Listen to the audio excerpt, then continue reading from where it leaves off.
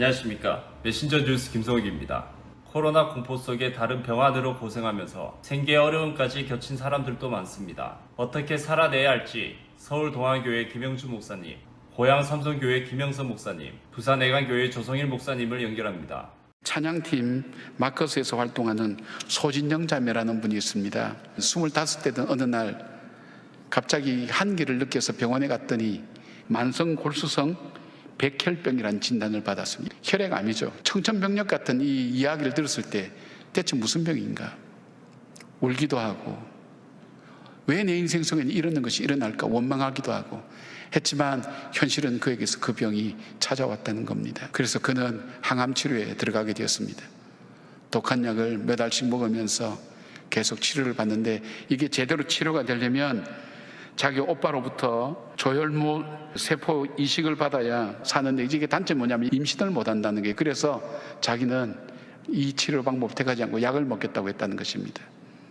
치료를 하던 중에 한 형제로부터 프로포즈를 받았어요. 자기가 처해 있는 모든 형편에 대한 얘기를 하니까 형제가 아무 말 없이 돌아갔는데 그 다음날 다시 와서 그래도 당신하고 결혼하겠다고, 그래서 2010년도에 결혼을 하게 됐습니다. 투병 후에 5년 만이라고 합니다. 그런데 아이를 갖기 위해서 약을 끊어야 되는데 의사 선생님도 그리고 가족들도 다 반대하는 거예요. 그러면 1년 동안 내가 약을 끊고 그 안에 아무런 일은 일어나지 않으면 내가 그냥 치료를 계속 하겠다고. 이제 한 1년이 끝났어요. 이제 약을 먹어야 되는 그 점에 딸을 임신하게 된 겁니다. 얼마나 하나님께 감사하고 감격했는지 이루 말할 수가 없었습니다. 근데 문제는 아이가 태어났을 때에 이 아이가 정상이 아니라는 것을 알게 된 겁니다. 청력에 문제가 있다는 걸 알게 됐습니다. 이 자매의 표현에 의하면 자기가 백혈병 걸렸을 때보다도 더 큰 충격과 아픔이 찾아왔습니다. 내 자녀가 나 때문에 장애가 됐다니 생각할 때, 그래서 네 젖을 먹일 때마다 울면서 하나님께 기도했다는 겁니다. 그런데 기도하고 얼마 기간이 지난 다음에 아이가 정상이라는 진단을 받았습니다. 찔듯이 기뻤습니다. 그가 마음의 고백을 담아서 찬송을 하나 지었어요. 은혜 아니면 살아갈 수가 없네. 호흡마저도 다 주의 것이니 세상 평안과 위로 내게 없어도 예수 오직 예수뿐이네. 크신 계획 다 볼 수도 없고 작은 고난에 지쳐도 주께 묶인 나의 모든 삶 버티고 견디게 하시네. 은혜 아니면 살아갈 수가 없네. 나의 모든 것 다 주께 맡기니 참된 평안과 위로 내게 주신 주 예수 오직 예수뿐이네. 주님의 크신 계획 다 알 수 없고 작은 고난에 묶여서 시련에 시달려도 주께 묶인 나의 인생, 그 장중에 내 인생이 있다는 것. 사랑하는 여러분, 그렇습니다.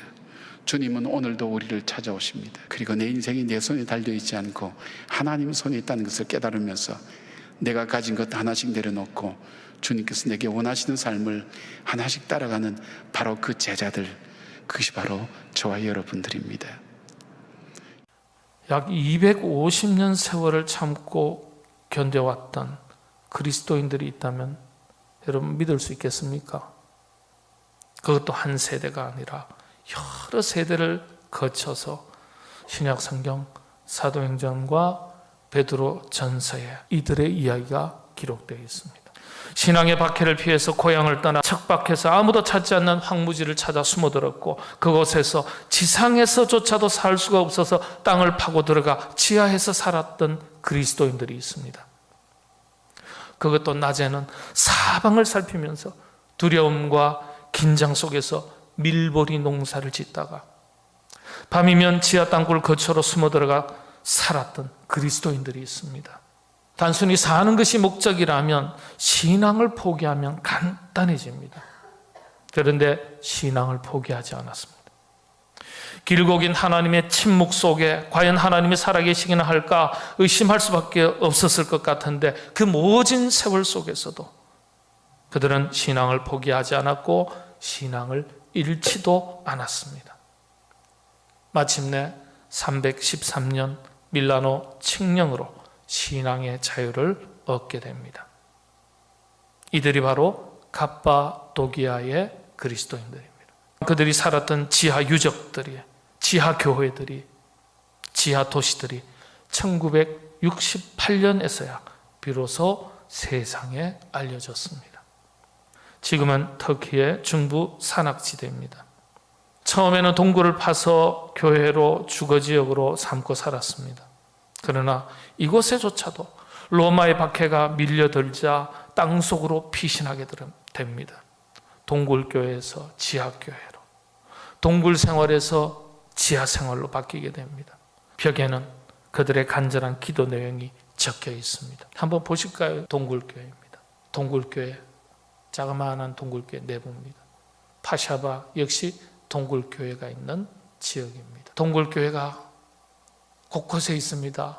놀라운 것은요, 지하 도시로 들어가는 입구입니다. 겨우 한 사람 정도 들어가요. 지하에 5만 명이 살았어요. 지하입니다. 햇볕도 들지 않나. 이런 극한의 상황 속에서도 하나님 앞에 감사하며 찬양했던 시가 곳곳에 지하 교회 벽에 기록되고 발견되었다는 사실입니다. 저 벽에 감사의 시가 적혀 있습니다. 신앙 고백이 적혀 있습니다. 마사알라, 마사알라. 하나님께 감사. 실로 놀라울 따름이에요. 숨막히는 땅굴 생활 속에서도 하나님께 감사드린다는 내용이 곳곳에 기록되어 있습니다. 한 거 하나 있어요. 여러분이 아무리 첫째 아들하고는 나는 안 닮았다라고 생각할지라도 분명한 것 하나 있는데, 예수님 쪽보다는 첫째 아들 쪽으로 더 많이 기울어져 있다는 사실이에요. 첫째 아들을 닮은 것으로 인해서 우리가 마음 아파하지 아니하면 이미 죽은 거예요, 여러분. 여러분의 영혼이 지금 엄청나게 활기 있다고 생각하십니까? 여러분의 믿음이 대단하다고 생각하십니까? 내가 첫째 아들을 닮은 것으로 인해서 우리의 마음이 아파하지 않는다면 우리는 이미 죽은 거예요. 교회 안에 죽은 채로 있는 거예요. 하나님은 우리가 교회 안에 죽은 채로 있기를 원치 않으세요. 그래서 첫째 아들을 살리시고 회복하시기를 원하세요. 첫째 아들을 살리시고 회복하려고 하시는 그 아버지의 모습을 한번 볼까요? 아버지가 이르되 예, 너는 항상 나와 함께 있으니 내 것이 다 내 것이로되. 아버지가 첫째 아들한테 예, 사랑스러움을 담은 얘기죠. 얘야, 얘야. 그렇게 말씀하시는 거예요. 너는 형이 돼가지고 고작 그 모양이냐? 그렇게 말씀하시지 않으셨어요. 너 목사라는 놈이 그 모양이냐? 너 장로라는 놈이 그 모양이냐? 너 20년 신앙생활 했다면서 그 모양이냐? 그렇게 말씀하시지 않으셨어요. 얘야, 그렇게 말씀하셨어요. 그게 무슨 말이죠? 우리를 있는 그대로 사랑하신다는 거예요. 우리를 있는 그대로. 그러나 여러분 오해하지 마세요. 있는 그대로 하나님이 우리를 사랑하신다고 해서 우리가 있는 그대로 있어도 된다는 얘기가 아니에요. 이대로 살아도 괜찮다는 얘기가 아니에요. 저와 여러분이 오늘 그대로 살아도 되는 사람 한 사람도 없어요.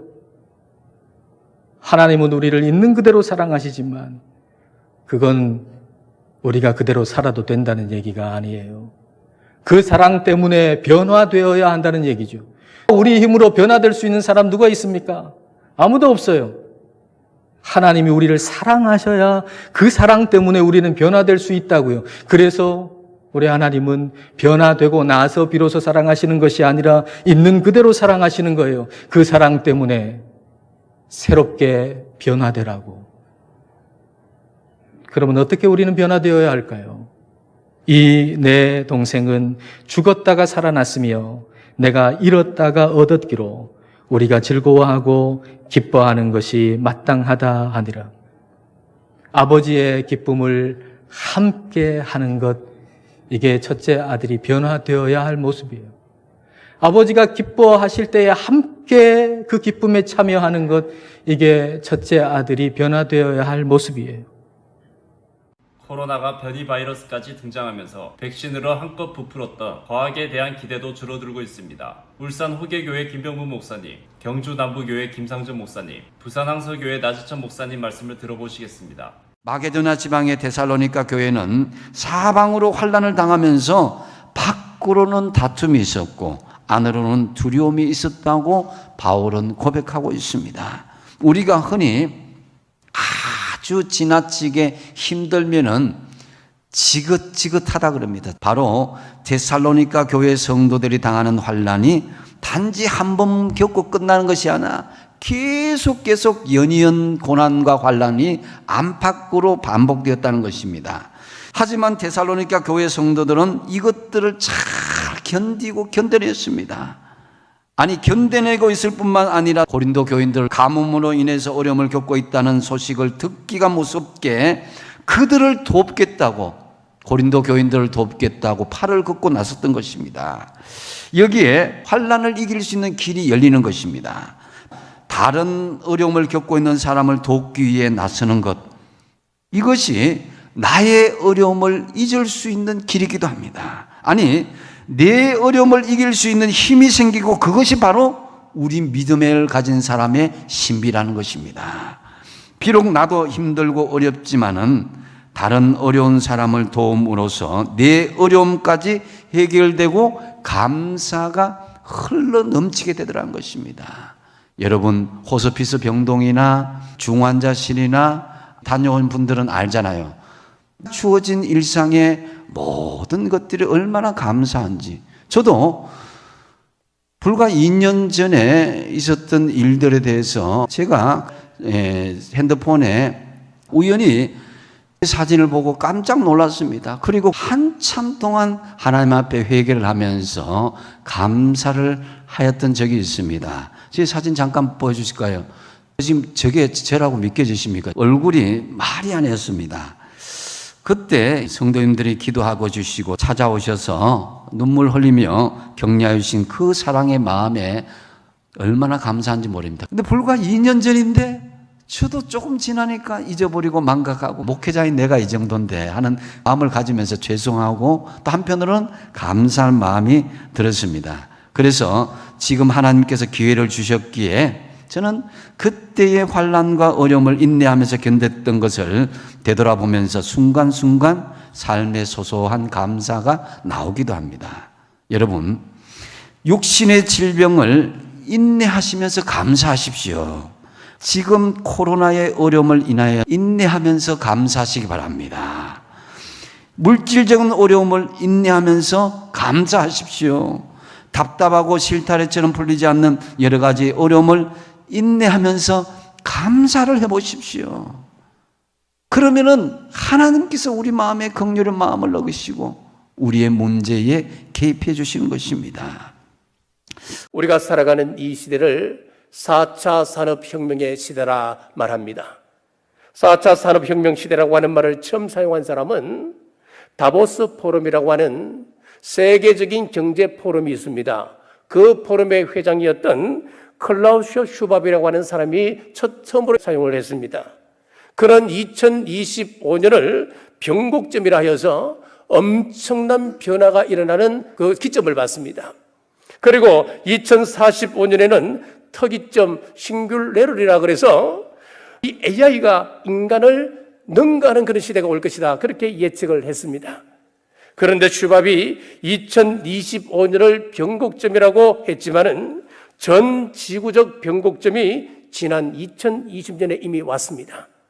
바로 코로나 변곡점이라 하여서 2020년 3월에 코로나 팬데믹으로 세계적 변화가 초래되었습니다. 변곡점이 5년이나 앞당겨져 버린 것입니다. 여러분, 우리는 이것을 무심하게 봐서는 안 됩니다. 우리 믿음의 사람들은 이것을 종말의 한 징조로 봐야 합니다. 지금 지구는 온난화로 인해서 엘니뇨 현상이 일어납니다. 미국 서부에서는 50도가 넘어갑니다. 한적 더위입니다. 그래서 야외 수영장도 문을 닫았고 지하철도 운행을 중단했습니다. 뜨거운 열사의 나라 사우디에 우박 폭풍이 일어났습니다. 여러분 상상이 가십니까? 여러분 토네이도 그러면 미국에서 일어나는 그런 거 아닙니까? 일본에서 토네이도가 일어납니다. 하지만 여러분, 우리 예수님은 우리에게 이러한 상황에서도 두려워하지 말라고 말씀합니다.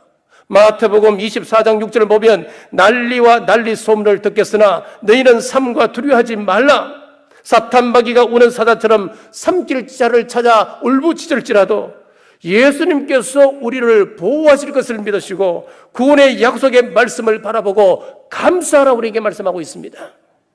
그러면서 마지막 때 대적들을 상대로 승리케 해 주시겠다 약속하고 있습니다. 우리의 지경을 넓혀 주시겠다 말씀하고 있습니다. 또 늘 보호받으며 평안을 누리게 해 주시겠다 약속하십니다. 감사를 소홀히 할 수 있는 이때 맥주절을 통하여 우리의 감사신앙을 점검하고 회복하는 우리 모든 성도님들 되시길 주님의 이름으로 축복합니다. 이집트의 한 농부가 자기가 사는 삶이 너무 곤고하고 힘들어서 자기가 믿는 알라 신에게 이집트 돈으로 한 2만 파운드, 2만 파운드만 좀 도와달라는 그런 편지를 이제 구구절절 적어가지고 보냈어요. 우체부가 이 편지를 받았는데 보니까 수신인이 알라 신으로 되어 있는 거죠. 야, 이걸 어떡하나. 다시 편지를 돌려보낼 수도 없고 해서 자신의 상관에게 의논했더니 과장도 고민하다가 이걸 국장한테 갖다 주고 국장은 고민하다가 장관한테 갖다 줬어요. 최신부 장관도 이게 고민스러워가지고 한참 고민을 하다가 결국 대통령한테 갖다 줬습니다. 당시에 이집트 대통령이 나세르라고 하는 대통령인데 대통령이 이 편지를 받아보니까 참 구구절절 힘들고 형편이 어렵거든요. 그래서 이 농부에게 대통령 하사금으로 1만 파운드를 전달해 주라. 자신은 알라가 아니기 때문에 절반 정도, 1만 파운드면 우리 돈으로 한 70만 원 정도 돼요. 그 돈을 전달하게 했습니다. 그래서 농부가 1만 파운드를 받았어요. 얼마나 참 기쁜 일입니까? 얼마나 특별한 일입니까? 근데 이 돈을 받은 농부의 마음이 어떠했을까요? 전혀 기쁘지 않았습니다. 도리어 화를 냈습니다. 왜 그런가? 자신은 분명히 알라 신한테 2만 파운드를 도와달라는 편지를 보냈는데 아마 분명히 알라 신이 대통령한테 2만 파운드를 줬을 텐데 대통령이 1만 파운드를 떼먹고 내한테 1만 파운드만 보냈다는 겁니다. 그래서 마음속에 불편함이 있었고 또 화가 치밀어 올랐다는 거죠. 물론 이 이야기는 누군가가 지어낸 이야기일 수도 있습니다만은 우리 삶의 한 단면을 잘 보여주는 그런 얘기라고 할 수가 있습니다. 내가 그저 받았음에도 불구하고 이것이 내 것인 마냥 당연하게 생각하는 그런 마음들이 사람들 마음속에 많이 있다는 거죠. 지금 이 이야기를 들을 때 누군가의 모습이 떠오르지 않습니까? 옆에 있는 김권사, 박집사 이런 사람들 얼굴이 떠오르면 안 돼요. 바로 나 자신의 모습이에요. 코로나 감염병이 장기화되면서 인간의 자존감이 한없이 작아지고 자기 연민만 커지고 있습니다. 대전 제일교회 김철민 목사님, 남양주 별내동안교회 나강영 목사님, 부산 진교회 신충우 목사님 세 분의 말씀을 전해드립니다. 만약 여러분들 가운데서 지금 작은 일에도 쉽게 지치고 무기력하고 그리고 반복적으로 우울하다, 사랑하는 사람과 자주 싸우면서 상처받고 또 후회와 자책을 반복하고 그러면서도 또 싸우게 되는 그런 일들이 벌어지고 있다. 그리고 뭔가 시작하기도 전에 포기하고 회피하는 습관이 있다. 지금까지 진실하고 착하게 살아왔는데 그게 억울하게 느껴진다. 남들의 시선을 의식해서 속갯말을 참다가 후회하는 일이 잦다. 그리고 작은 것도 결정하지 못하고 고민하느라고 시간만 보내고 있다. 그래서 나중에는 결정장애다. 어떤 문제일까요? 자존감의 문제입니다. 내가 나를 얼마만큼 귀중하게 보느냐, 그 문제입니다. 자존감이 높은 사람들의 특징이 있죠. 감정 표현을 잘 합니다. 내가 지금 이런 상황이다 라고 얘기할 줄 아는 거예요. 아이 메시지라 그랬죠. 그리고 남들과 비교하지 않아요. 일에 몰입을 잘합니다. 성공에 대해서 서두르지 않습니다. 초조하지 않습니다. 주위의 말에 휘둘리지 않습니다. 자기 중심성이 다 갖춰져 있습니다. 남 탓을 하지 않습니다. 야고보서 1장 13절에서 15절입니다. 사람이 시험을 받을 때에 내가 하나님께 시험을 받는다 하지 말지니 하나님은 악에게 시험을 받지도 아니하시고 친히 아무도 시험하지 아니하시느니라.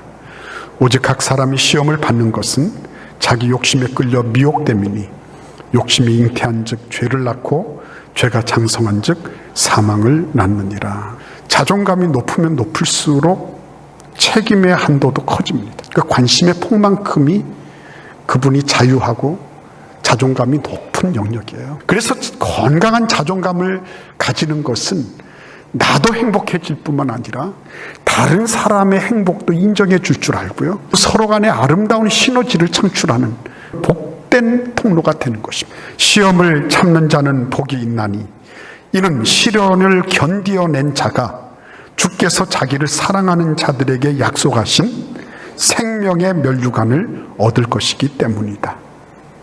성경은 뭐라고 말씀하세요? 참는 자는 복이 있나니 시련을 이겨낸 자가 아니라 견디어낸 자에게 하나님은 생명의 면류관을 약속하고 계신 거예요. 지금 견디어내는데 그러나 이것을 통해서 하나님은 나를 연단하시고 나를 온전하고 구비하여 조금도 부족함이 없는 그런 존재로 하나님이 나를 격상시켜 주실 것이다. 낮아질 수 있는 자존감의 문제를 하나님은 쫙 끌어올리시는 거예요. 오늘 성경 말씀은 모세와 하나님의 긴 대화의 장면인데 모세는 계속해서 나는 할 수 없다라고 그렇게 주장하고 있습니다. 그들이 나를 믿지 아니하며 내 말을 듣지 아니하고 이르기를 여호와께서 내게 나타나지 아니하셨다 하리이다.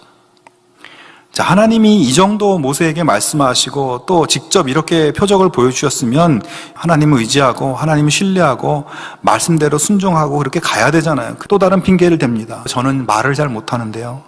그래서 못 가겠습니다. 모세야, 누가 사람의 입을 창조했냐? 네가 해야 할 말이 있으면 내가 말을 가르쳐 줄 거고 염려하지 말고 너는 그냥 내가 가르쳐 주는 말만 하면 돼. 이쯤 되면 모세도 그만할 때가 됐는데 13절에 보면 오 주여 보낼 만한 자를 보내소서. 모세의 이 5번째 거절에 하나님은 뭐라고 하시나요? 좋다. 네가 정 그러면 말 잘하는 내 형 아론을 붙여줄 테니까 이제 그 지팡이를 들고 가봐라 하면서 그의 등을 떠미십니다. 모세는 지금 5번에 걸쳐 하나님 말씀을 거부하고 있습니다. 하지만 하나님은 모세의 이런 거부 앞에서 끝까지 참으세요. 모세의 핑계를 진지하게 끝까지 받아주시고 자기가 부족하다고 항변하는 모세의 감정과 모세의 현실을 부정하지 않으셨습니다. 하나님은 모세를 책망하지도 않고 그저 처음부터 끝까지 부드럽게 하나님 자신이 어떤 분이신가를 계속해서 보여주고 있습니다. 하나님의 끝없는 인내 앞에 결국 모세는 자신의 거절과 핑계를 내려놓고 지팡이 하나 들고 이집트로 들어가서 하나님의 구원 역사를 이루어냅니다. 벤슨이라고 하는 미국의 유명한 심장병 전문 의사가 이런 말을 했습니다. 이것은 두통을 없애준다. 이것은 80%의 협심증 환자를 고칠 수 있다. 이것은 창조력을 증진시킨다. 이것은 불면증이 사라지게 한다. 이것은 중풍을 예방한다. 이것은 혈압을 감소시켜 고혈압 치료에 도움을 준다. 이것은 암의 치료에 유익하다. 이것은 공포로 인한 충격을 조절해 준다. 이것은 콜레스테롤의 함량을 낮춘다. 이것은 걱정, 근심 때문에 발생하는 설사, 구토, 변비, 불안, 우라병 등을 제거해 준다. 이것은 스트레스를 해소하고 마음의 평안과 감정의 균형을 가져다 준다. 이것은 무엇일까요? 바로 믿음입니다. 나는 결코 종교나 철학적인 것에 관심이 없습니다. 그러나 과학적으로 내가 고찰한 바에 의하면 믿음이라는 현상이 방금 위에서 열거한 것과 같은 의학적인 효능이 있다는 것을 밝혀내었습니다. 열쇠는 하나님께 집중하고 하나님을 믿고 믿었으면 순종하는 것입니다. 2차 세계대전 가운데 어느 추운 겨울날에 한아버지와 아들이 수용소에 수감되어 있었습니다. 어느 날 춥고 배고픈 수감 생활의 고통 속에서 아들이 서럽게 울면서 아버지에게 말했습니다. 아버지, 우리는 여기에서 영원히 벗어나지 못할 거예요. 아버지가 어느 날 아들을 데리고 수용소 건물의 한쪽 구석으로 갔습니다. 그리고 아주 어렵게 구한 버터 한 조각을 꺼내서 진흙으로 만든 그릇에 담고 거기에 심지를 꽂아 불을 붙였습니다. 그러자 진흙 그릇에 담겨 있는 한 조각의 버터에서 나오는 불빛이 어두운 수용소의 한쪽 구석을 환하게 밝혀주었습니다. 사람은 밥을 먹지 않고도 3주를 살 수가 있고 물을 먹지 않고도 3일을 살 수가 있지만 희망을 잃어버리게 되면 하루도 살 수가 없단다. 어둠을 밝히는 이 작은 불과 같은 것이 바로 우리 속에 있는 희망이란다. 마태복음 5장 14절의 말씀을 보면 너희는 세상의 빛이라 산 위에 있는 동네가 숨겨지지 못할 것이요. 하나님께서 이 세상을 향하여서 밝혀놓으신 소망의 빛이 바로 우리 그리스도인의 삶이라는 것입니다. 오늘 우리는 성령의 열매 가운데 6번째 열매인 양선의 열매에 대해서 함께 말씀을 읽었습니다. 빛의 열매는 모든 착함과 의로움과 진실함에 있느니라. 여기서 착함이라고 하는 것이 우리가 갈라디아서 5장에서 보는 성령의 열매 양선이라고 하는 것입니다. 빛이라고 하는 것은 그 내적인 속성상 누군가를 향해서 무엇인가를 향해서 언제나 나아가고자 한다는 것입니다. 우리가 반대로 생각을 하면 우리가 누군가를 향해서 선한 영향력을 끼치고 우리가 누군가를 향하여서 이 빛을 뿜어내기 위해서는 먼저 우리의 존재 자체가 빛이 되어야 한다는 것입니다. 양선의 열매가 내 속에 맺히게 되면 하나님께서는 이 양선의 열매를 높이 들어서 그 양선의 빛이 온 세상을 향하여 비추도록 만드신다는 것입니다. 양선이란 무엇이냐? 선으로 악을 이기는 능력입니다. 양선이란 무엇이냐? 그리스도께서 세상을 이기신 능력입니다. 그리고 양선은 하나님께서 세상을 향하여 밝혀놓으신 빛의 능력입니다. 목사님들의 말씀 전체를 들으실 수 있도록 정보 링크해 두었습니다. 아직 메신저 뉴스 구독을 누르지 않은 시청자님이 계시면 지금 구독과 좋아요 알림 설정까지 부탁드립니다. 다음 주까지 안녕히 계십시오. 메신저 뉴스 김성욱이었습니다.